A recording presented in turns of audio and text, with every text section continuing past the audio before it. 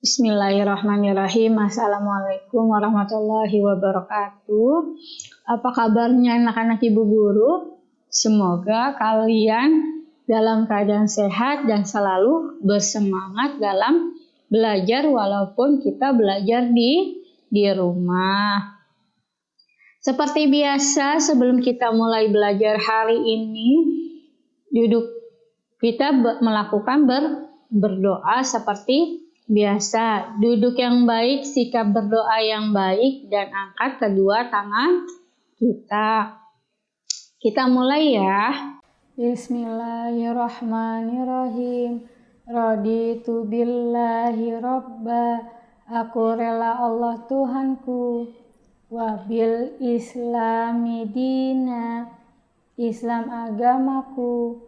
Wabi Muhammadin nabiyya wa rasula. Muhammad menjadi nabi dan rasulku. Wabil Qur'ani imama. Al-Quran menjadi pedomanku. Wabil Ka'bati kiblatan. Ka'bah menjadi kiblatku. Wabil mu'minina ihwana. Dan orang-orang beriman saudaraku. Rabbi zidni ilman warzuqni fahman. Ya Allah, tambahkanlah ilmuku dan berikanlah kepadaku kecerdasan. Rabbi yassir wala tu'assir. Ya Allah, berikanlah kemudahan dan jangan engkau berikan kesulitan. Rabbi tammim bil khair, ya arhamar rahimin. Ya Allah, lengkapilah dengan kebaikan. Hanya engkaulah ya Allah yang maha penyayang.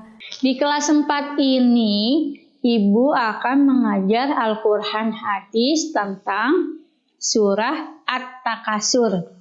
Minggu lalu, kamu sudah menghafal tentang surah At-Takasur.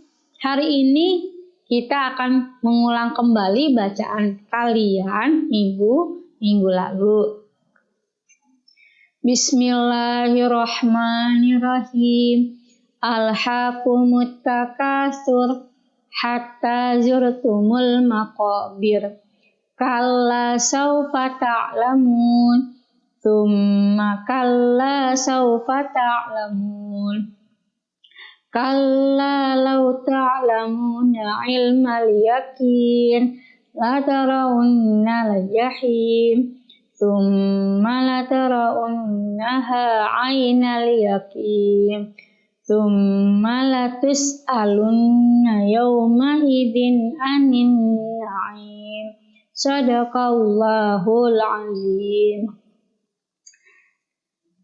Tadi kita sudah membaca ayat per ayat dari surah At-Takasur. Sekarang kita akan menerjemahkan surah At-Takasur per ayat. Ayat pertama, Alhaqumut takatsur, yang artinya bermegah-megah telah melalaikan kamu. Ayat kedua, hatta zurtumul maqabir, sampai kamu masuk ke dalam kubur. Ayat ketiga, kalla sawfa ta'lamun, sekali-kali tidak, kelak kamu akan mengetahui akibat perbuatanmu itu. Ayat keempat, tsumma kalla sawfa ta'lamun, kemudian sekali-kali tidak, kelak kamu akan mengetahui. Ayat kelima, kalla law ta'lamuna ilmal yakin, sekali-kali tidak, sekiranya kamu mengetahui dengan pasti. Ayat ke-6, la tarawunnal jahim, niscaya kamu benar-benar akan melihat neraka jahim. Ayat ke-7, tsumma latarawunnaha 'ainal yaqin, kemudian kamu benar-benar akan melihat dengan mata kepalamu sendiri. Ayat 8, tsumma latus'alunna yauma idzin anin na'im. Kemudian kamu benar-benar akan ditanya pada hari itu tentang kenikmatan yang megah di dunia itu. Itulah terjemahan dari surah At-Takasur. Sekarang kita akan membahas apa itu surah At-Takasur. Surah At-Takasur artinya bermegah-megah, memperbanyak harta dan kemewahan dalam hidup. Surah At-Takasur ini terdiri dari 8 ayat. Surah At-Takasur tergolong surah Makkiyah. Kenapa surah Makkiyah? Karena diturunkan di kota Mekah. Ya, surah At-Takasur diturunkan di kota Mekah dan tergolong surah Makkiyah. Selanjutnya, surah At-Takasur diturunkan setelah surah Al-Kautsar. Surah At-Takasur ini merupakan ayat ke-102 dalam Al-Quran. Itulah tentang surah At-Takasur. Sekarang kita memahami isi kandungannya. Ya, surah At-Takasur ini berisi tentang ancaman dan peringatan bagi orang-orang yang melalaikan perintahnya Allah dengan sibuk dalam urusan dunia. Jadi mereka hanya memikirkan dunia saja. Di akhirat mereka melupakannya. Sudah waktu azan, mereka bukan melakukan sholat, malah mengabaikannya.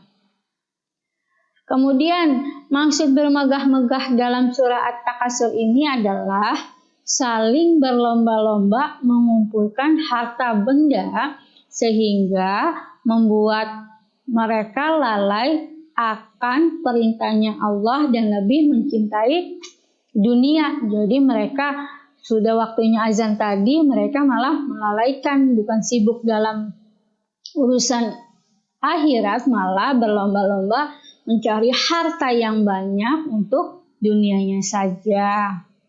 Kemudian, sikap bermegah-megah dilarang Allah Subhanahu wa Ta'ala karena termasuk perbuatan yang tercela.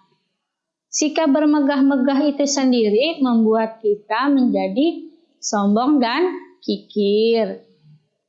Orang yang suka bermegah-megah dalam kehidupan kelak akan dimasukkan ke dalam neraka jahim. Selanjutnya, kita tidak sepatutnya disibukkan dalam urusan dunia. Karena semua yang kita miliki, harta yang kita miliki akan dipertanggungjawabkan oleh Allah. Misalnya kita dapat harta dari mana? Kalau misalnya dari mencuri, nanti harta yang kita curi akan dipertanggungjawabkan di dalam kubur. Nanti akan dipertanyakan oleh Allah. Berlomba-lomba yang diperbolehkan dalam Islam adalah berlomba-lomba mendekatkan diri kepada Allah dan berlomba-lomba dalam kebaikan. Kalau kita sudah mendekatkan diri berlomba-lomba dalam kebaikan, insya Allah rezeki kita akan mengikuti. Tugas hari ini, latihan soal alih ini adalah buka buku paket kalian halaman 41 kegiatan 1 dan halaman 44 sampai 45 kegiatan siswa 2. Terima kasih sudah belajar sama Ibu hari ini. Cukup sekian, semoga ilmu Ibu bermanfaat. Kurang lebihnya mohon maaf. Wabillahi taufiq wal hidayah. Wassalamualaikum warahmatullahi wabarakatuh.